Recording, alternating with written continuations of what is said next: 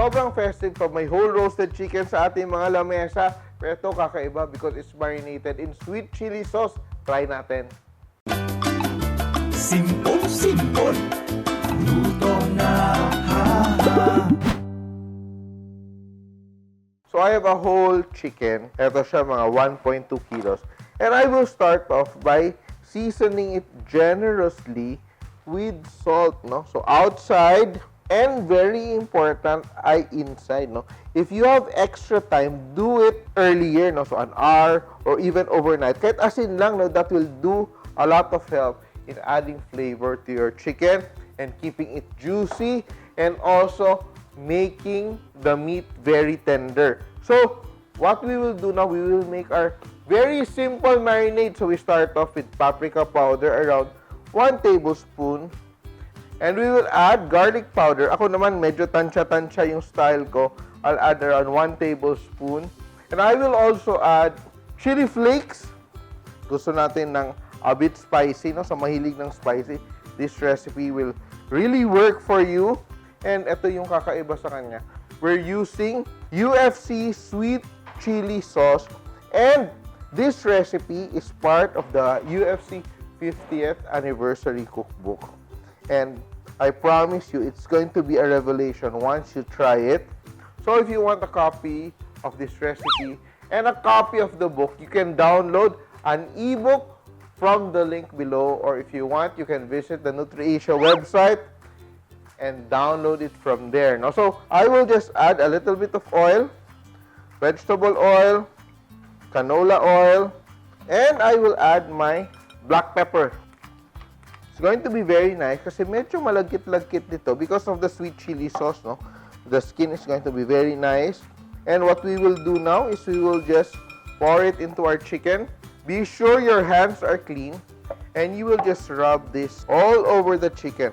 It's best to allocate some time to let it soak all the flavors to marinade. Yan. So, itong recipe na to is a recipe by May Velasco who makes this during the Christmas season. Yan. And I think ang theme nila siguro Asian theme kasi Asian yung flavor siya with the sweet chili sauce. So, we have our marinated chicken. And what we will do now is we will add the stuffing to even make it more delicious. No? So, we have here garlic, half, and we have onion. We will also add a lemon. Sarap to. Yan. And yung ating greens dito, we will have leeks. And kung meron lang, no, you can use a kaffir lime. O, diba? Kaffir lime. And we have to break it, no, to release the aroma. Yan.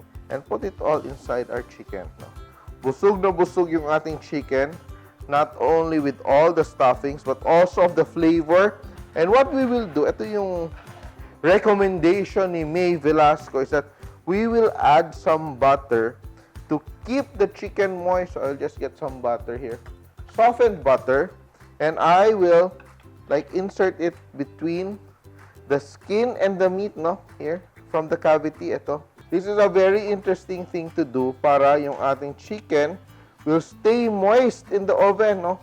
So we will stuff both sides. And what I will do para hindi dumikit yung aking chicken dito sa aking roasting pan, I will use this extra lemon and the extra leeks as a bed. Yun. It will protect my chicken from, sticking to the pan. So, we will roast the chicken at 180 degrees Celsius.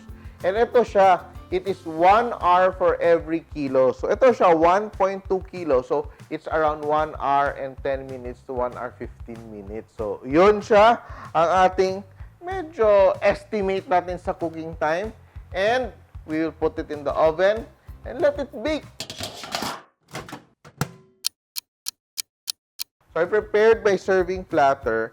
And meron na siyang buttered corn and carrots. And sobrang bango na aking kusina kasi luto na yung aking chicken. Look at that. Oh, it's so pretty. And it's so mabango. And we're ready to transfer it to our platter. Ang bango, no? Eh, malalaman mo siya na luto na hindi na bloody yung ating dripping from the chicken. And look at that. And here it is. our sweet chili roasted chicken with lemon. Simple!